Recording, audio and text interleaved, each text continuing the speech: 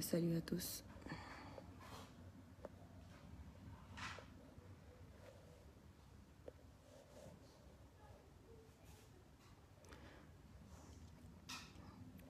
Babou Diop Diop maa ngi leen nuyu di nuyu ñëpp ñoom Yondé Pape Touré Dior Moustapha yi ñëpp maa leen di jaajëfal bu baax. Alors bon, on va écouter déjà le discours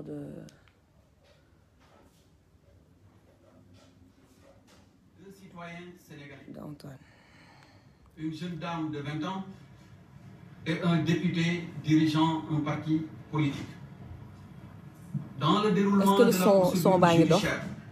parce que tey li ñu war a waxtaanee dafa bari. La personne incriminée a on n'est pas des moutons de la République. Son refus public loolu moom il faut que ce soit clair. Et ostentatoire à répondre devant la justice. Il a d'autre part, par des messages répétés, lancé des appels à la violence, à l'insurrection et à l'affaiblissement de l'autorité de l'État. Ces actes de provocation sans précédent, c'est très important, et sans commune mesure. Parce que mbir mi dafa mel ni à un moment donné nekkatul affaire privée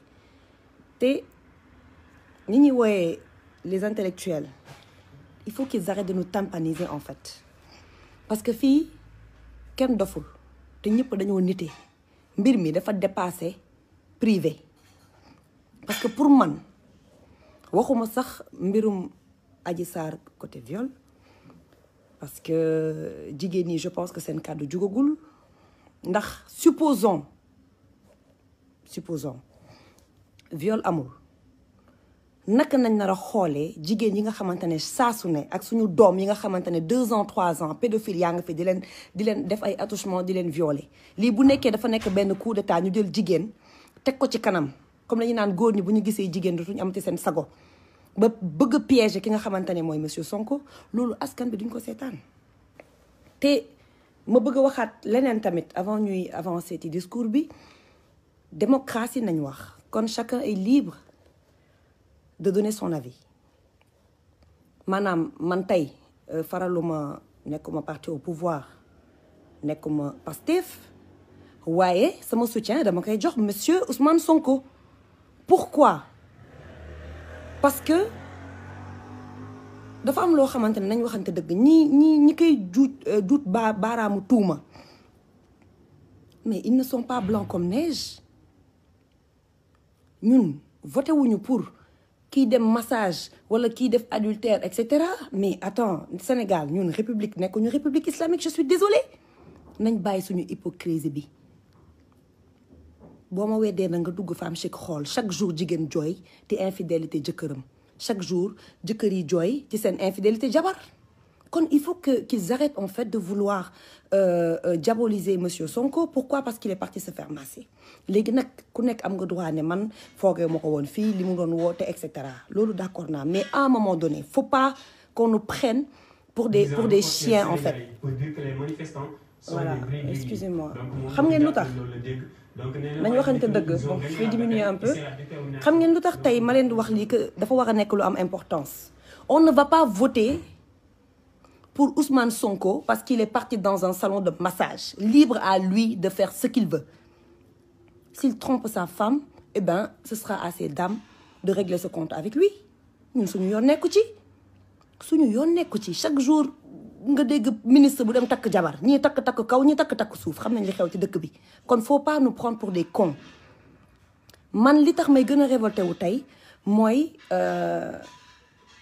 pourquoi le président il reste silencieux. Pourquoi? Lan moo tax? Est-ce que mépris la? Est-ce que nappaate la? Est-ce que lan la? Te monsieur Sall avec tout le respect que je vous dois mais même bu nekkoon benn nit mooy jooy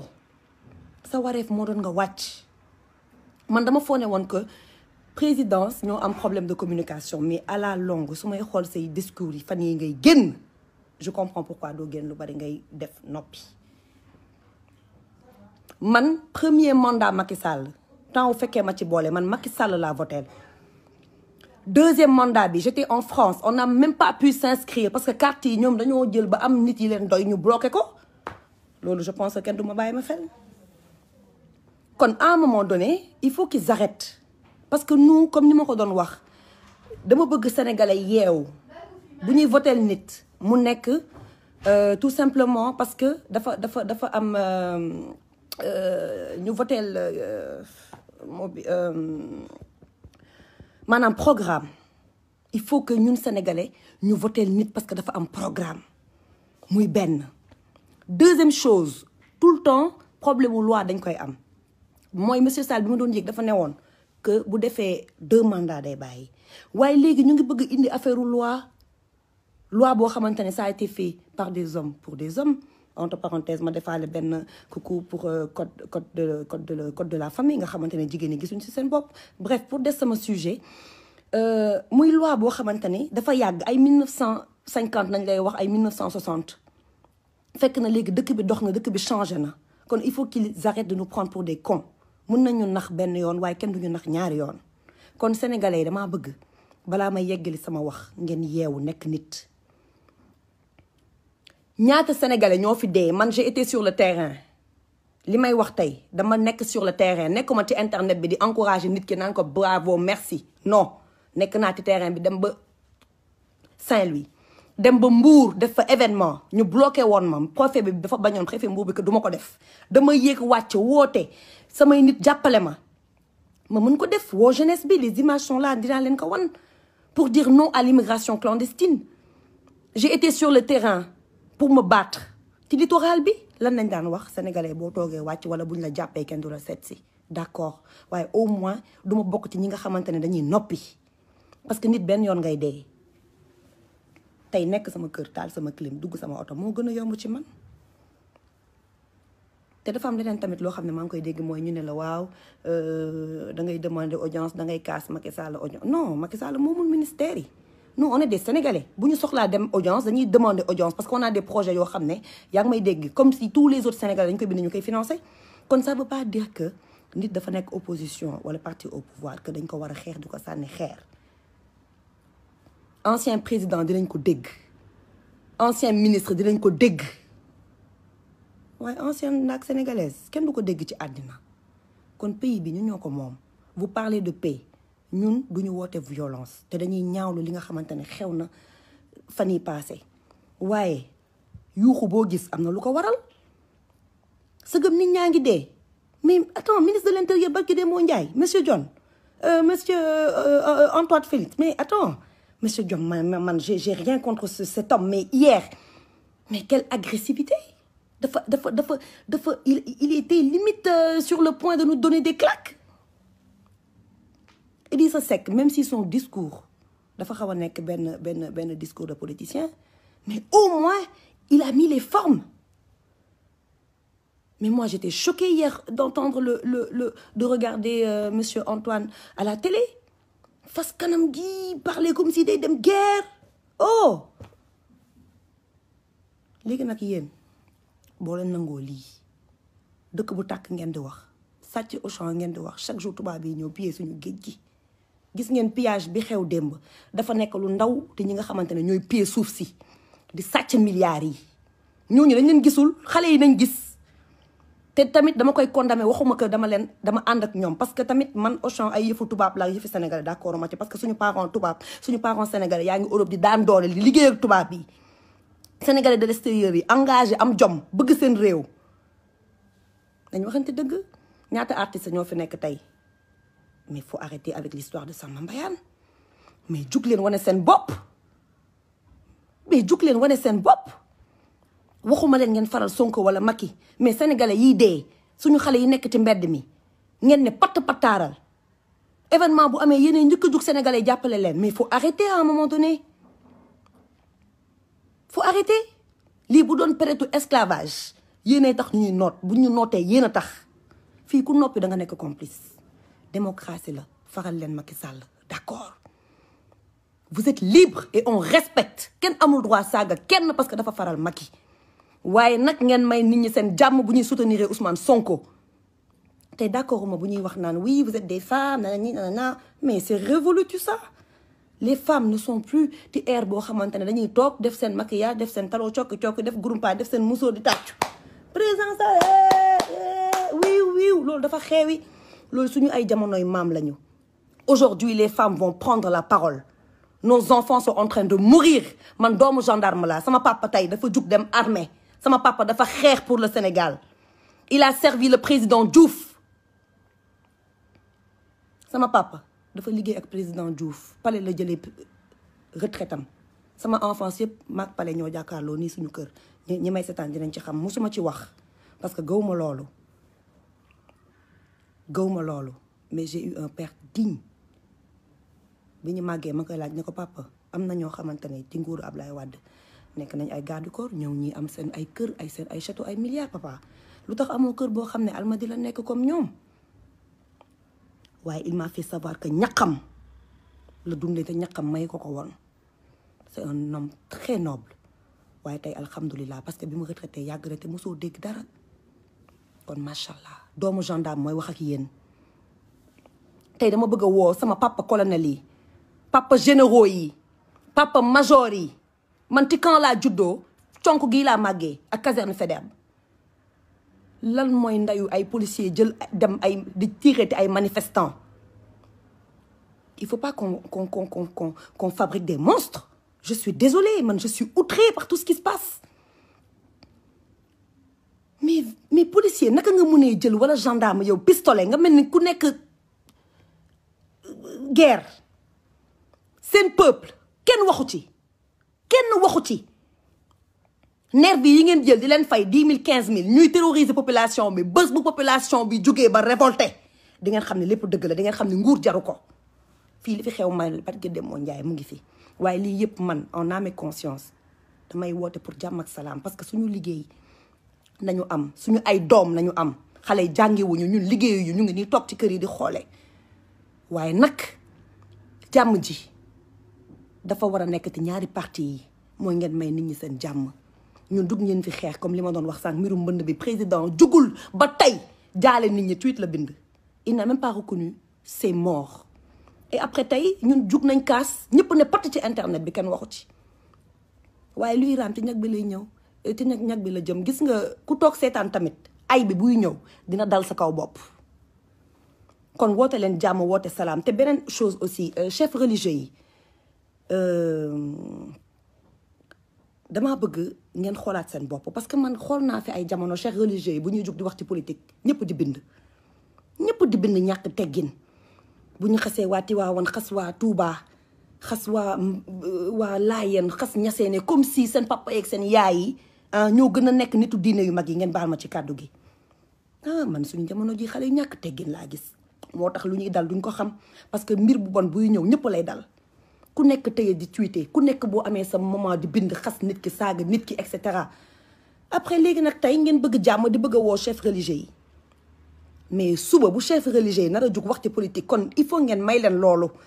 parce que nag nit doo ko yaakaar ba pare yëpp ko lii dafa nekkoon wax joo xam ne dama ko dencoon parce que dafa nekkoon loo xamante ni dafa ma doon xotte tout le temps démocratie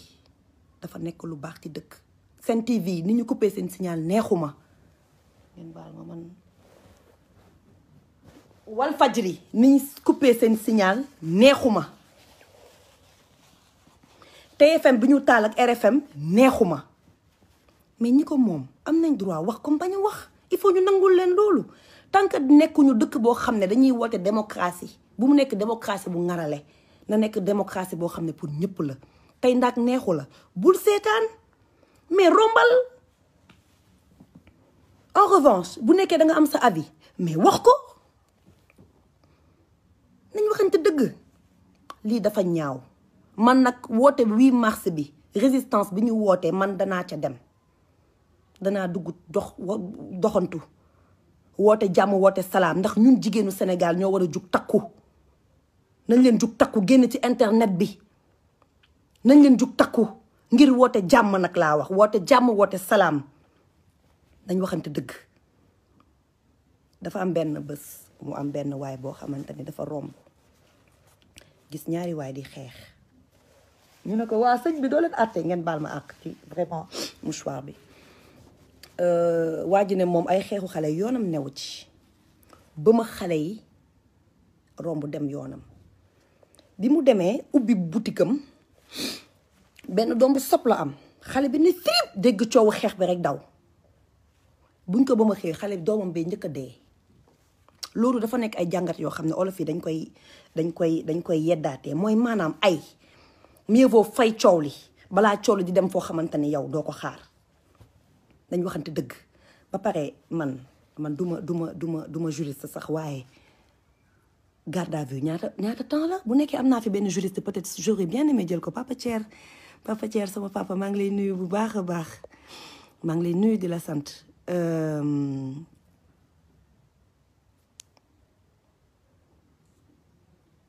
maa ngi lay bu nekkee am naa fi benn juriste parce que Idrissa kii nu mu tuddati Sonko ñaata temps nañ ko war a téye kon ça veut dire que lundi bu ñu ko bëggee yëkkatiwaat immunité parlementaire am ça veut dire qu'ils n'ont même pas le droit de retenir Sonko après ñuy wax waxu privé c'est pas privé c'est public bëgg naa xam na Adji Sarr wax na dëgg bëgg naa xam ndax Sonko def na bu defee na wuy ju yoon comme ñëpp ñi nga xamante ne ñuy def ay ñaawteef waaye ay bu deful ma xam ni dañoo nekk ci nguur boo xamante ne bëgguñu benn opposant te yenn nii nekkul stratégie de jël Idrissa Seck teg sa wet jël ñeneen ñi teg seen wet jël ñëpp teg sa wet nga ne yow yaa gën a muus waaw muus nga et man je félicite quand même esprit bi nga am macha allah vous êtes très intelligent waaye intelligence boobu nañ ko jël xool askan wi wala ñuy jël di defar ay terres yoo xamante ne demut bien vrai que man bëgg naa développement ci côté wàllum dem ak dikk parce que dafa nekk loo xamante ne infrastructure dafa nekk lu baax ci dëkk waaye pendant ce temps ñu jàngal xale yi ñu am formation professionnelle ñaata nit ñoo fi am ay diplôme te mënuñu sax liggéey mënuñu dara man mii sax amul diplôme yu ñu am maa leen di jàngal parce que yàgg naa liggéey plus de presque 15 ans ma am ko ti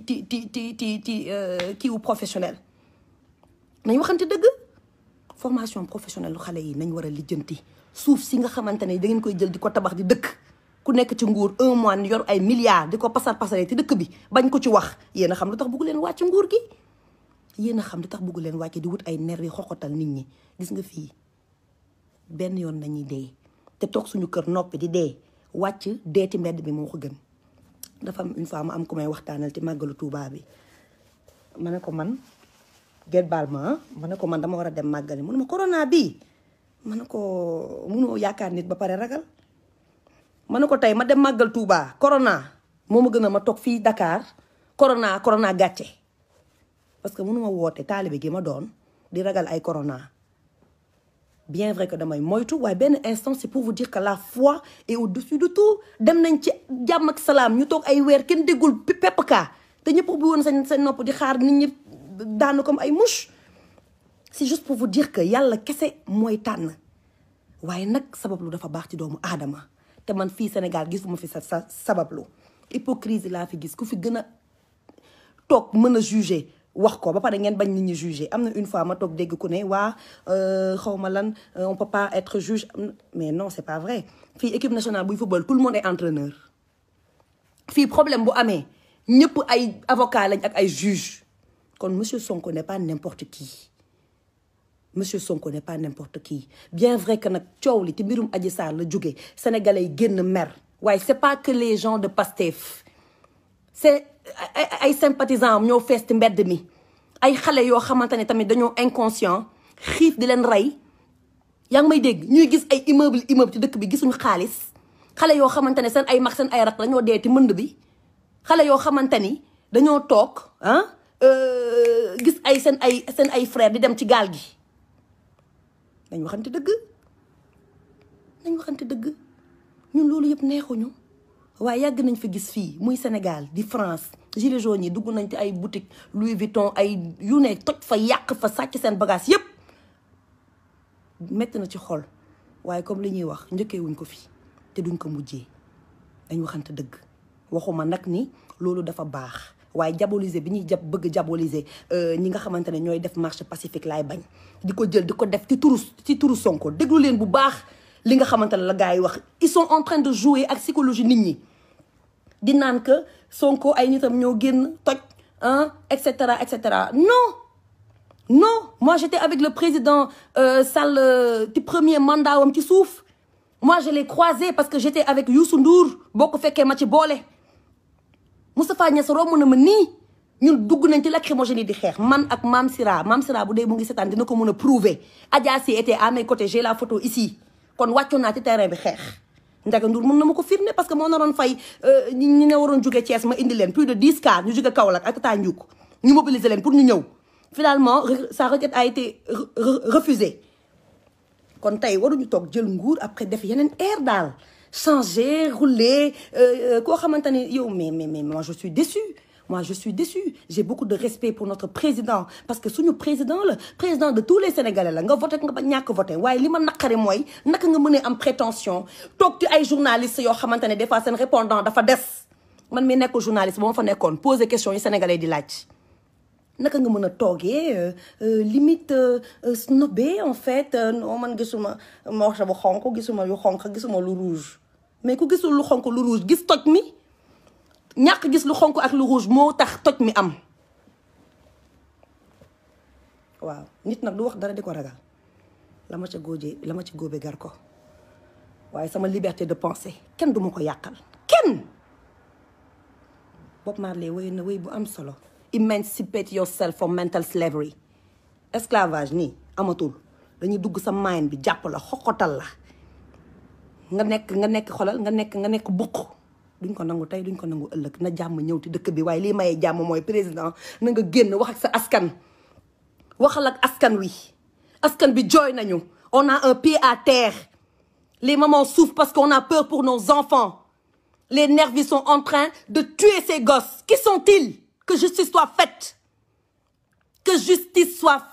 man politique ma waaye le Sénégal m'a tout donné fii laa màggee élite modèle look def fi lu ne tey yomboon na ci man ma toog ne pataaral teg sama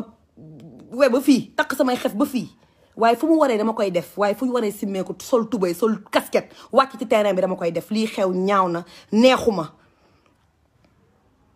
vous êtes des intellectuels vous vous dites intellectuel wàcc leen ci terrain bi ngeen def débat d'intellectuel askan bi woon mën a tànn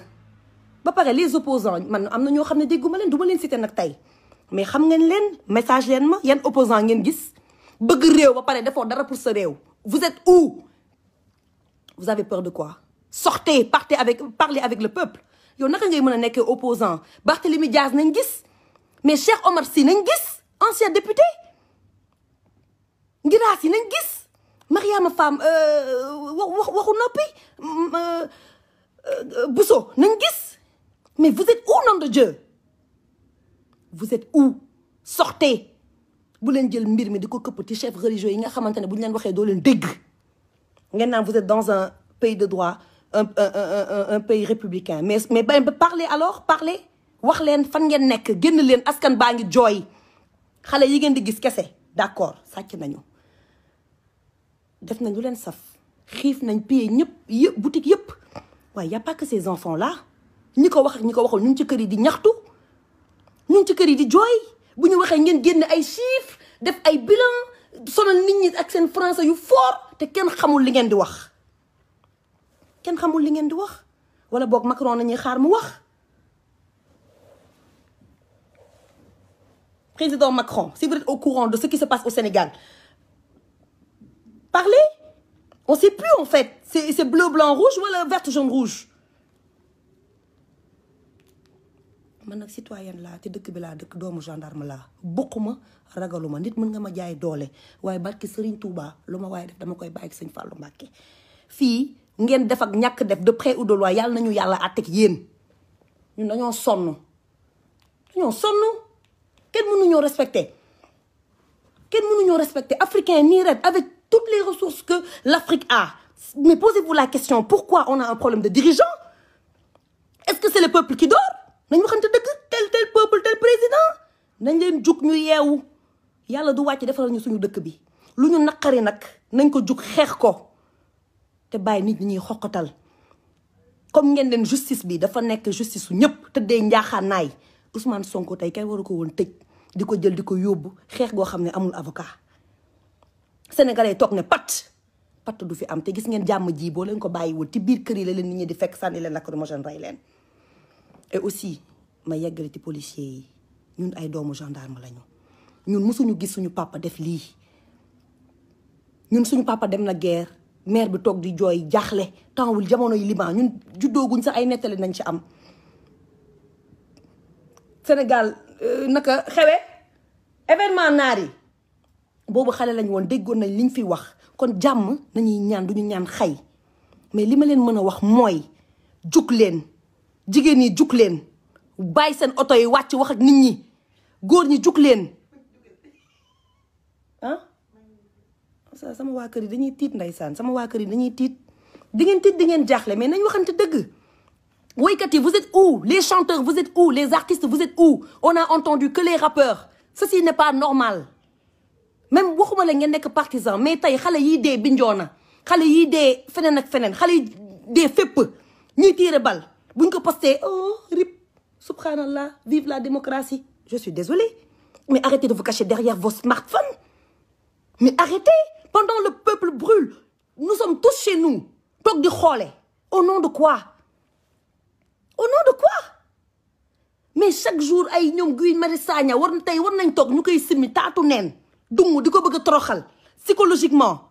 Mais s'il n'est pas fort il va devenir fou mun na génn rey nit mun na génn dof mun na génn nekk beneen personne. mais loolu su boobaa faute bi état bi la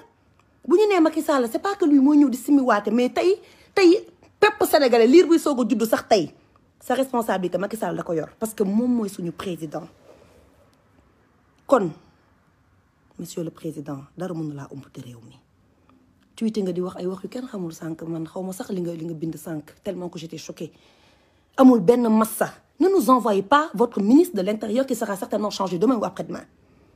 on veut vous voir yow nañ bëgg a gis nga toog ak askan wi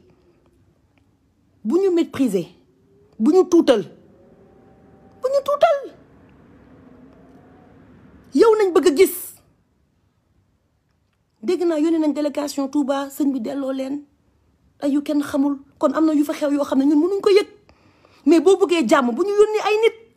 Idrissa Seck génn na mais Idrissa Seck li mu def sénégalais peut-être ñu bëri nañ waxante dëgg génn bi kan la saf. et pourtant c'est un homme remarquable qu'on estime wàññiwuma kenn tooñuma kenn waaye damay wax au nom du peuple sénégalais. on veut voir le président Sall. on veut entendre notre cher président qu'on a élu. na wàcc wax ak askan wi xale jigéen yaa ngi dee góor yaa ngi dee jigéen yaa ngi jooy seen ay doom papa yaa ngi fi jaaxle nit ñi dàq ci corona bi nag mënuma la ko wax. tey benn xol neexul te xol yi yàgg na naqari mais nit ñee ne woon patt mel ni dañoo gëmm. mbirum Sonko bi nag ñëw mel ni àqam dafa dal. waa dëkk bi coow li ne fi kus mais Sonko da ko déclenché mais tey ñii ñu ngi marché parce que seen doom dee na te mbënd bi ñii ñu ngi marché parce que yoruñ dara dañoo sonn ñii ñu ngi marché parce que dañoo toog yaa ngi may dégg seen requête ñu koy yónnee kenn du leen faale parce que amuñu bras long. étudiant yaa ngi nii chaque jour ñu xeex kenn du leen faale parce que amuñu bourse te étudiant dañoo war a toog am bourse ndax am na ñoo xamante ne ils ont la chance d'habiter à côté d'avoir des parents à côté te yenn saa yi sax ñu génne leen seen kër. du ñu am lu ñu lekk du ñu am lu ñu naan kaas gi dafa bari te saafara gi bariwul lii la nit ñi di jooy kon partagez les vidéos partagez les comptes ñu mën a joxaat Sen TV seen signal joxaal Walf seen signal parce que personne n'a le droit de piétiner notre démocratie loolu kenn du ko nangu personne n'a le droit de piétiner notre démocratie te benn nit bu dee war na naqari ñëpp waaye lii du tey. mënd bi ñi ci dee kenn déggul nit ku autorité bu taxaw wax ci nañ waxante dëgg bu dee mbirum 3e mandat bi la man mii su ma bëggee présenté war naa mën a xam ndax yow da ngay dem 3e mandat ma waajal sama bopp wala demoo wala su ma waajalul sama bopp waajal samay nit yi ma bëgg voter il faut que ce soit clair li nga wax teg ñu nag gor ca wax ja te tey même bu nekkoon la loi vous permet de vous représenter. parce que première loi beeg nekk woon te constitution beeg ay naxaate yooyu ñuy wax d'accord waaye sa kaddu da nga newoon ni 2 mandats ngay def mais defal 2 mandats kii war a yéeg def 5 ans après ngeen demaat jogante boo mun na am nga gagné bu liggéeyul yow nga gagné.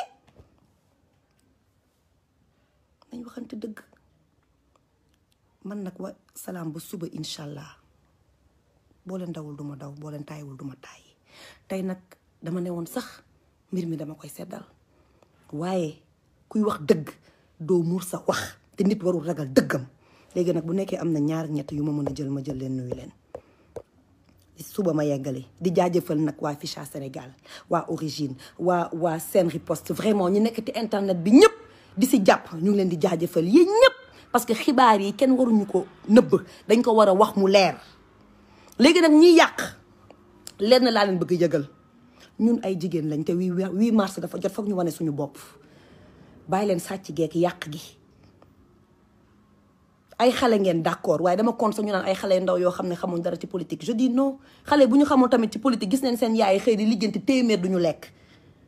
doomu boos yi ñoo toog duñu xam dara ci politique parce que bu ñu gestoo gis seen yaay gis seen papa ñu fay leen seen école ñu lekk ba suur ñooñu duñu muus comme xale yu pauvre yi. wala ñi nga xamante ne dañuy naan doomu baadoolo dañ leen di wooyee wala ñi nga xamante ne dañuy naan seen loxo jotul seen ginnaaw ñooñu dañuy xam àddina plus que yéen plus que man. parce que dañuy xam lan mooy souffrance dañuy xam lan mooy xiif dañuy xam lan mooy sonn kon ñooñu dañuy am maturité ba pare nañ bàyyi sànq maa ngi dégg monsieur Seck di ko wax ñuy bëgg naan waaw ñu dundal leen ñuy wax dañoo dépassé jamonoy xiif. am na ñu xiif gaa waaye dañoo dépassé jamono joo xamante ne bu sénégalais jooyee ñu jox leen ceeb jox leen diwlin ñu yogar yi dem jamono boobu c'est révolu jamono boobu c'est révolu gis nga jamono ji jamono joxe bakkan la. waaye nag ce serait dommage qu'il y ait beaucoup plus de morts pour que ngeen mën a comprendre que yéen dafa mel ne vous n'êtes pas sur la même longueur d'onde ak askan wi. c'est ça c'est un problème de compréhension à un moment donné vous n'êtes pas sur la même longueur d'onde yàlla xam na ko vous n'êtes pas sur la même longueur d'onde kon essayez quand même bu nekkee am na ñoo xam ne dinañ mën a wax ak moom kàddu gi wax ñu wax ko ci population dafa sonn nit ñi dañoo mer dañ ko bëgg dégg du gàcce ndeysaan Ablaye Wade ndeysaan ku ma ne woon dinaa toog jooy Ablaye Wade j'ai pas regretté quand même parce que li mu bëggoon def tamit c'était légitime ñu mën ko xeex bañ ko jox doole yooyu waaye am na à un moment donné je sais pas si yéen a ngi koy fàttaliku Ablaye Wade dafa ñëwoon toog saa yu waxee dellu ginnaaw saa yu waxee peuple bi jug ñu weer di ginnaaw bu waxee syndicaliste yi jug mu dellu ginnaaw ñu naan tapet la dafa ragal ndeysaan Wade mësul ragal Wade dafa bañoon deret tuuru dafa bañoon coow di am dëkkam di yàqu dafa nekkoon patriote waaye tey président bu noppi bu xale yi génnee même bu nekkee sax ñu ngi toj dañ leen tëj wala ñu xam nañuy def bàyyi brutalité policière yi pour lan jàpp nit de 100 fois nga rëy boum parce qu'il a fauté bu doon ko fauté ñu dóor la bal wala sànni la xeer kon yéen ñi doo leen fi des à un moment donné je dis stop les gens sont fatigués waaw bon alors bu nekkee mun naa am ku ma mën a jël d'accord kan moo mën a dugg je sais pas j'aimerais pas Abdoulaye Cheikh bon écoutez si quelqu'un a envie de rentrer j'aimerais pas citer des noms bu nekkee am na ko mën a dugg na mën a dugg na mën a dugg ñu mën a waxtaan parce que mbir mi buñ ko bàyyi ne du dem te nit ñi même boo defee appel pay dinañ ko def de mais intérieurement sénégalais duñ la dégg intérieurement parce que le mal est profond le mal c'est pas seulement Sonko c'est pas les gens de Pastef parce que lii bu nekkee Sonko dañ ko bàyyi da ngeen seetaan ñu xoxotal ko ëllëg bu ñu paree ci Sonko ci keneen nañ jëm dëkk dafa war a am opposant des gens fiables sont là dañoo war a dem jongante nañ waxante dëgg nit ñi moomu nit ñi te député yi nañ waxante si yéen député yi seen layo moom nit ñi dinañ ko xaar yéen boo leen layowul fii layooy fële fii kenn du fi député Macky Sall fii député sénégalais yéen vous êtes les députés du peuple kon il faut que ngeen agir comme député du peuple dëkk bi liñ fi wax yëpp kenn mënu ko wax bu nekkee nag moor yëpp da ngeen ko nar a jël teg ko ci ndoddu Sonko loolu dëkk bi duñ ko nangu je vous le dis dëkk bi duñ ko nangu ku dul man sax dina génn wax te suñu waykat yi ñu ngi leen di déglu suñu artistes yi ñu ngi leen di déglu Nigéria policier bu rey nit dëkk bi jug nañ ñoom Davido ñëpp jug nañ wax Congo ñëpp jug nañ wax Sénégal patt bi nañuy maye yéen a ma rusloo après demain bu ñax yi verte ngeen ñëw sëgg di lekk loolu du fi demee noonu te du fi am ngeen baal ma nag bu nekkee wax ci dafa dëgër waaye nit moom du sàmm kàddoom man nii laa mel Soya, tu es en ligne. Alors, je sais pas si je pourrais te prendre. Xewe. Numme keneme. Numme tam-tam. Bon, def leen ma signe, bu nekkee am na ku bëgg a dugg na ma def drapeau Sénégal. Aujourd'hui, bu nekkee am na ku bëgg a dugg waxee AVM na def drapeau Sénégal ma mën ko jël ñu daal di waxtaan. Voilà. Voilà. Da nga bëgg wax ok Karara ñëwal. Et chacun est libre hein ku nekk na nga dugg wax la la saf. Ti jekk teranga. Voilà. Alors, je vais essayer de te prendre. Bon, fais-moi une demande. Je te vois pas. Fais-moi une demande. Fais-moi une demande comme ça ma mën la jël rapidement. Mort. Mais nag xam nga man gis ngeen dama tàmmul direct li may dugg ci direct bokkul.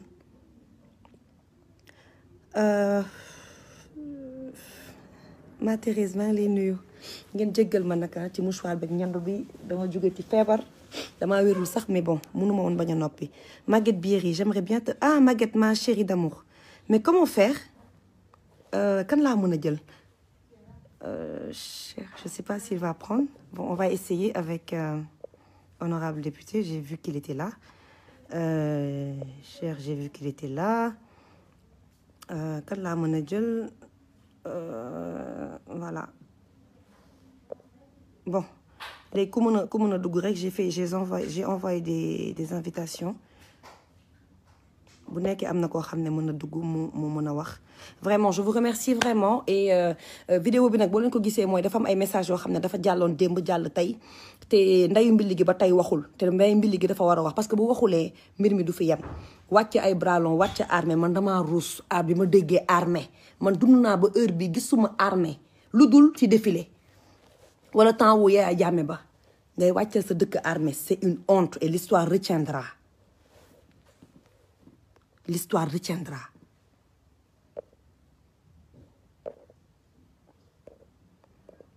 Bon, excusez-moi. Bon, j'arrive pas à envoyer des invitations. Écoutez, demain, Inch'Allah, on en reparlera.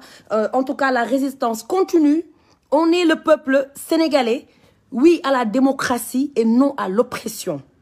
Ousmane Sonko nag nañ ko may jàmm mañ ko salaam dëkk bi jàmm ñëwaat ci jàmm ak salaam jaajëf.